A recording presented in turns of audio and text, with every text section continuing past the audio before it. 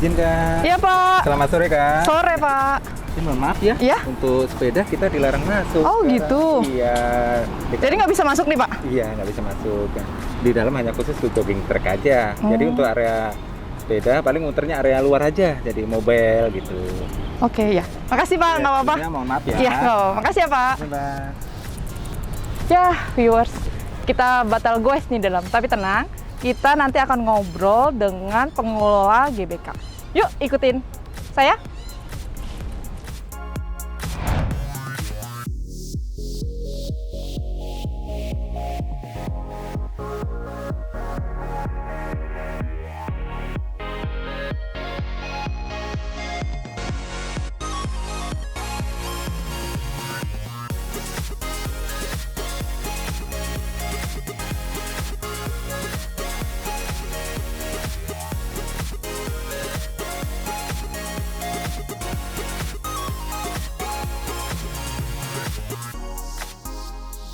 Hai viewers, kali ini kita sudah bersama dengan Bapak Rahmadi Afif Kusumo selaku Direktur Utama Pusat Pengelolaan Kompleks Gelora Bung Karno.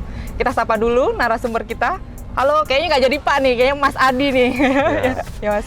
Ya. Nah, ya kali ini kita temanya mengenai protokol kesehatan di Stadion Kebanggaan. Mas Adi, sebelumnya apa kabar nih Mas Adi? Alhamdulillah saya dalam keadaan baik.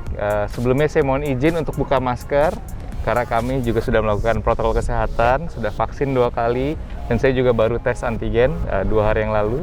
Saya mohon izin buka dulu ya Mbak silakan. ya.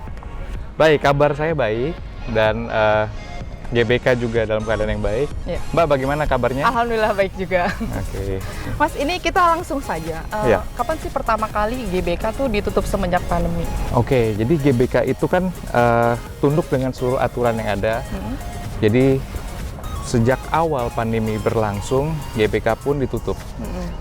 Terutama pada awal-awal bulan Maret, kemudian bulan Juni tahun 2020, kami juga sudah melakukan penutupan. Dan itu juga sesuai dengan arahan dari pemerintah pusat maupun dari pemerintah daerah. Namun seiring dengan waktu, ya kami melakukan penyesuaian-penyesuaian. Ya. Kalau baru-baru ini yang di 2021 kapan persisnya benar-benar dibuka setelah PPKM yang... Ya, kalau PPKM yang benar-benar dibuka ini semenjak turun level 4 ke level 3. Itu baru kami benar-benar buka untuk umum bisa mulai lagi berolahraga di kawasan GBK. Nah, selama penutupan ada berapa event sih Mas kira-kira yang terpaksa akhirnya nggak jalan karena Gelora Bung Karno ditutup? Ya, kalau karena penutupan hampir bisa saya bilang banyak event-event besar yang itu postpone, mundur. Salah satu contohnya FIBA Asia Cup, yaitu pertandingan basket antara negara-negara di seluruh Asia yang rencananya dilaksanakan di Istora di GBK itu pada bulan Agustus, itu terpaksa diundur hingga tahun depan. Oh gitu. Mas, kalau untuk perbandingan pengunjung selama Gelora Bung Karno dibuka dan akhirnya ditutup terus dibuka kembali, berapa pengunjung, berapa banyak sih yang menurun? Saya bisa katakan hampir turun sebesar 50-60%. Jadi kalau normalnya hari-hari biasa itu bisa sampai 10.000, 12.000, hari ini kita 4.000 sampai 5.000 saja. Nah, selama belum dibuka nih GBK, apa aja sih yang dilakukan oleh pengelola GBK? Jadi seperti Bapak Ibu ketahui, Mbak juga ketahui, GBK itu sangat luas, venue-nya banyak sekali, dan ini juga merupakan kebanggaan masyarakat, kebanggaan Republik Indonesia. Kami tetap melakukan perawatan. Jadi walaupun tidak ada pengunjung, perawatan tetap dilakukan, kebersihan, kemudian landscaping untuk tanaman, pepohonan semuanya, dan juga untuk venue-venue, untuk field of play-nya juga kita rawat, baik dari rumput maupun stadion, dan juga tempat latihan di sini. Kalau untuk seluruh yang menjaga berapa orang Mas GBK ini? Seluruh yang menjaga ini kami memiliki karyawan 300 orang kurang lebih, dan ditambah lagi outsourcing sebanyak 400. Jadi total ada sekitar 700 orang yang membantu GBK. Nah, sampai sejauh ini sudah semua divaksin atau masih sedang berjalan? Untuk vaksinasi, alhamdulillah kita sudah 100% sudah tervaksinasi 2 kali. Kita lakukan dalam berbagai gelombang. Jadi pertama dari karyawan utama, bahkan sampai outsourcing semuanya sudah ikut dari vaksinasi. Nah ini kan sebagian, kayaknya belum semuanya dibuka ya Mas ya. Bagian mana aja sih yang oke. masih belum boleh dipakai untuk berolahraga? Oke, jadi kita mengikuti dari aturan pemerintah. Beberapa kegiatan olahraga yang kontak fisik belum kami buka secara menyeluruh. Contohnya sepak bola untuk umum belum kita buka, dan basketball untuk umum juga belum kita buka. Namun ada keterkecualian juga karena juga merupakan arahan dari pemerintah. Jadi kegiatan pelatnas maupun pelatda menuju PON kita dukung. Kemarin juga untuk menuju Olimpik kita buka secara terbatas. Oh, latihannya tetap di sini diperbolehkan. Boleh. Nah, kalau untuk sepeda nih, kayaknya belum ada yang masuk nih, sepeda. Guys, gimana? Oke, kalau untuk sepeda, memang semenjak dari tahun 2019, tahun 2020 juga kita sudah tiadakan sepeda di dalam ring road. Karena untuk di area ring road, kami fokuskan untuk kegiatan jogging dan lari. Dulu pernah kami juga belajar dari kejadian agar sepeda dan lari itu berbeda pace-nya kan, sehingga kita juga hindari terjadinya tabrakan, kecelakaan itu kami hindarkan.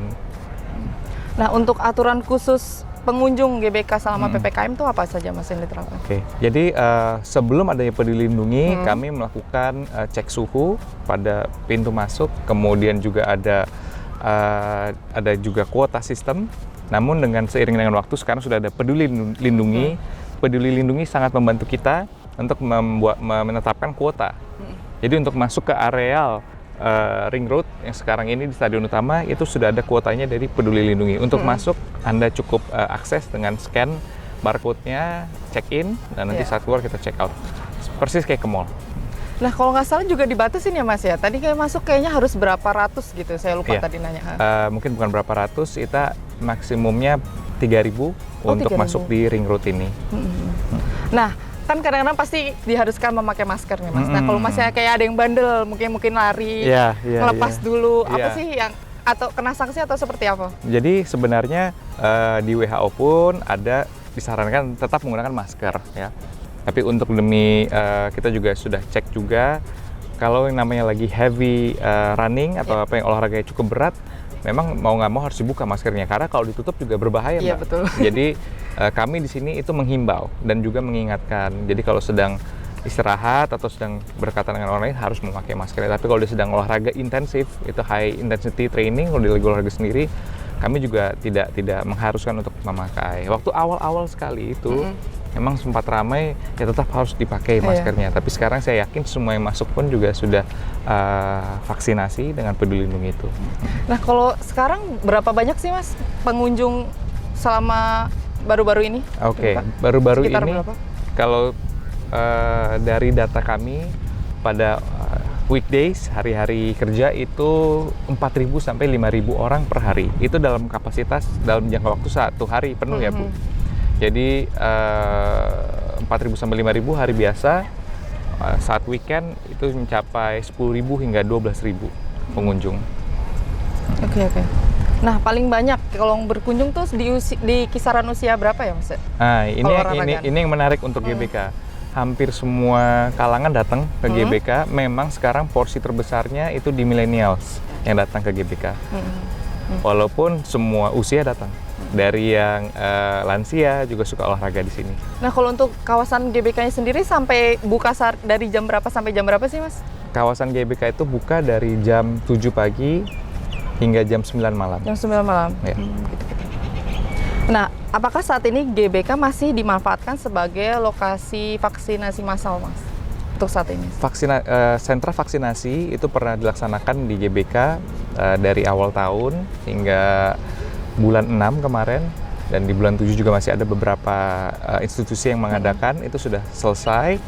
Namun kami juga masih menyediakan tempat-tempatnya jika ada institusi atau KL ataupun maupun pihak swasta yang mau bekerja sama atau menyewa, kami juga masih open space-space tersebut. Gitu. Nah, rencananya GBK untuk next year nih apa nih Mas ya?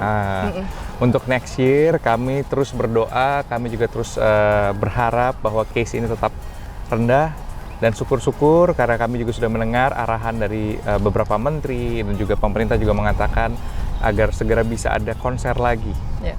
Segera kangen bisa, banget. Kangen banget pastinya. Pengen denger musik di sini, pengen nonton konser, nonton pagelaran. kami harapkan di tahun 2022 itu bisa bergulir lagi secara bertahap. Ya. Salah satunya yang terdekat tadi tuh, FIBA Basket Asia Cup akan digeser ke tahun 2022.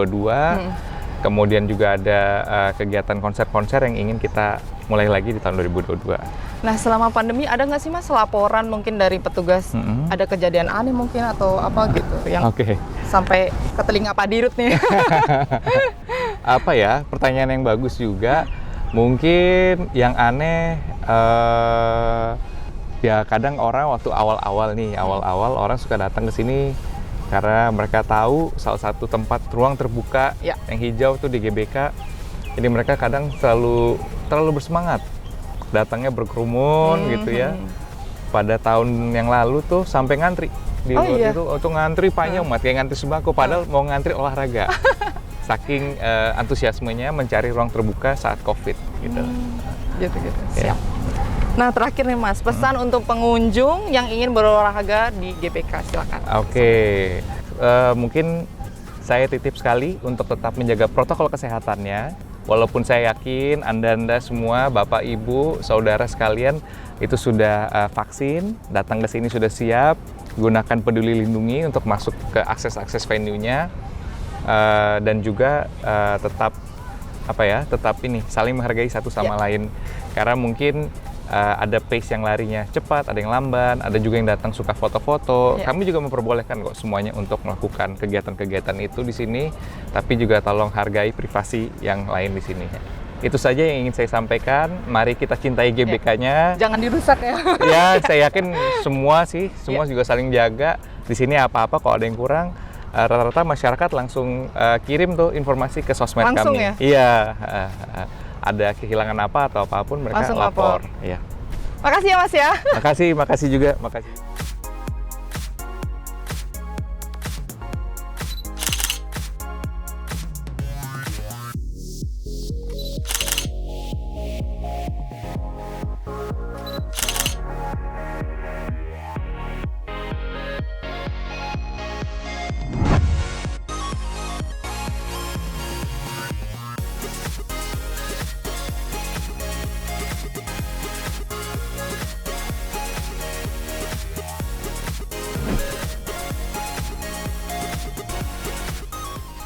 Oke viewers, itu tadi obrolan kita bersama Mas Adi. Jangan lupa selalu menerapkan protokol kesehatan dimanapun kita berada.